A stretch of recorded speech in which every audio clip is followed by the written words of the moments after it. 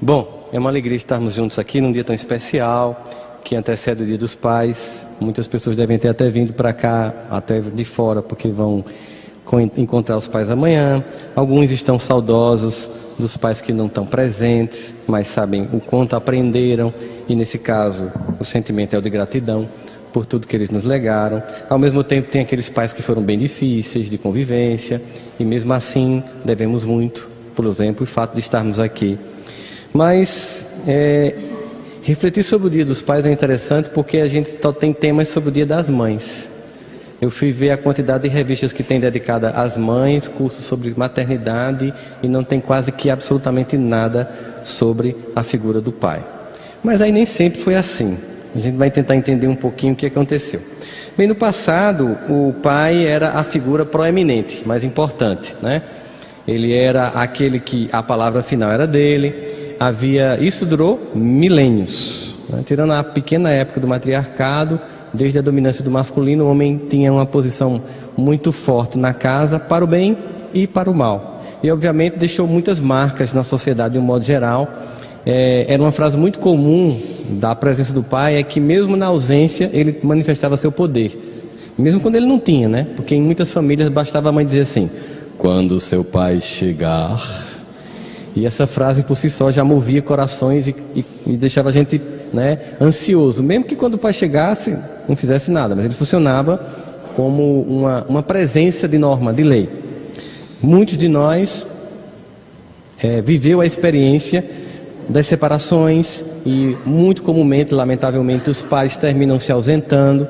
Não é um padrão, mas a maior parte dos casos é assim, gerando nos filhos, especialmente de um modo geral, um sentimento de que alguém abandonou o barco. E esse abandono gerou uma série de sequelas e desenvolve nas crianças uma série de mágoas, que muitas vezes tornam paralisante a vida dessa pessoa, seja o menino ou a menina, porque ela vai referenciar a sua vida a partir dessa ausência, que muitas vezes é por livre e espontânea vontade de um pai que se afaste, enfim, não vai atrás de continuar cumprindo o seu papel apesar da separação, ou de pais que são afastados por mães que tomam os filhos como seus e que entram num conflito dizendo ou ele ou eu, e obviamente os filhos, junto com a mãe, mesmo sem querer, optam por ficar com a mãe, o que lamentavelmente termina repercutindo na adolescência, porque eles sentem que foram usados, e aí se tornam filhos extremamente difíceis, porque aquela figura que foi tirada deixou uma falta indelével que vai ser cobrada desta mãe que tirou o direito desse pai existir.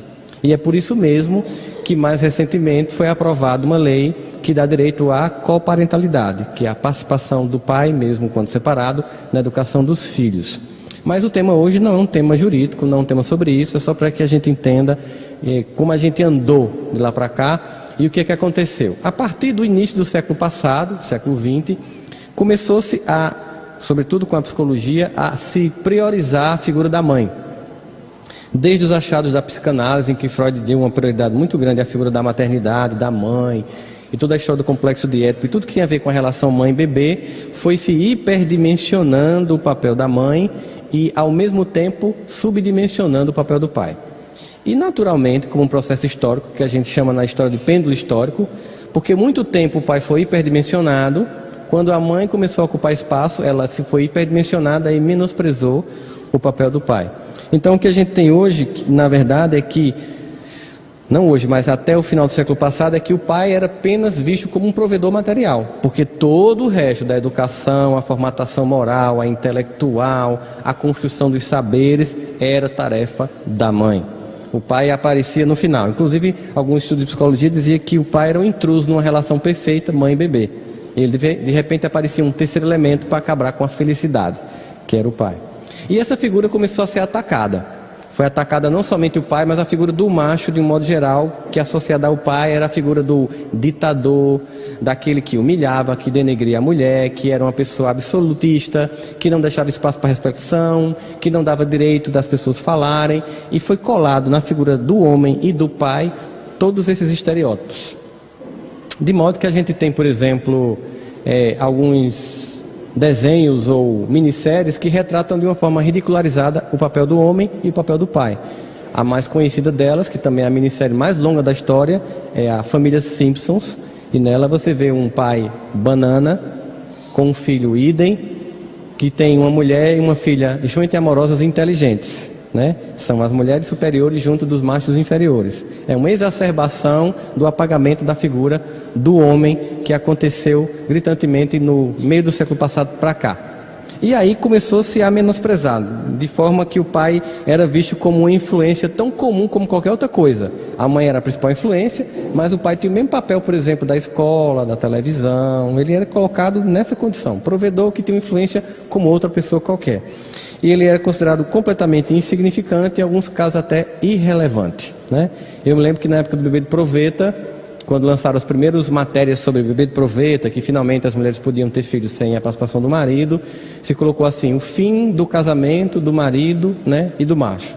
E na verdade, nada disso aconteceu e se começou a fazer pesquisas sobre o papel do pai. Mas as primeiras pesquisas foram muito engraçadas. A maior parte das pesquisas sobre qual é o papel do pai na vida dos filhos era feita perguntando para as mães. E óbvio, o que é que elas responderam, né?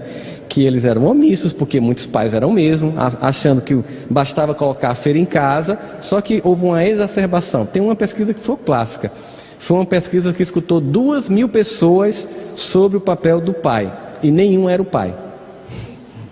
Eram a mãe, ou a avó, ou a tia, ou seja, era uma pesquisa sobre o papel do pai que nenhum pai foi escutado. E aí se começou a perceber que estava tendo uma certa distorção, e pesquisas mais sérias começaram a ser feitas, buscando de fato resgatar essa figura que se perdeu, né, nesse século de tentativa de apagamento, até por causa desse sentimento que a mulher teve de milênios de apagamento. E a partir dos anos 70 começou-se a fazer pesquisas sobre o impacto do pai na vida dos filhos. E as pesquisas hoje são muito fortes, elas apresentam dados muitíssimo interessantes, mas tem um detalhe. Ela segue a regra da propaganda da Gelol. Você lembra da propaganda da Gelol? Quem lembra da propaganda da Gelol aqui? Não basta ser pai, tem que participar, não é? Ou seja, os pais que realmente influenciam os filhos são pais que participam das vidas dos filhos. Pais ausentes não têm influência quase nenhuma. Por exemplo, o ausente não necessariamente é alguém que saiu do casamento, é alguém que está em casa, mas não contribui com a vida emocional, intelectual e espiritual do filho. Então as pesquisas mostram o seguinte, que pais que realmente estão envolvidos, eles têm um papel tão importante quanto o das mães. Obviamente a gente sabe que tem papéis que somente a mãe tem, e isso não vai mudar, porque é de natureza biológica.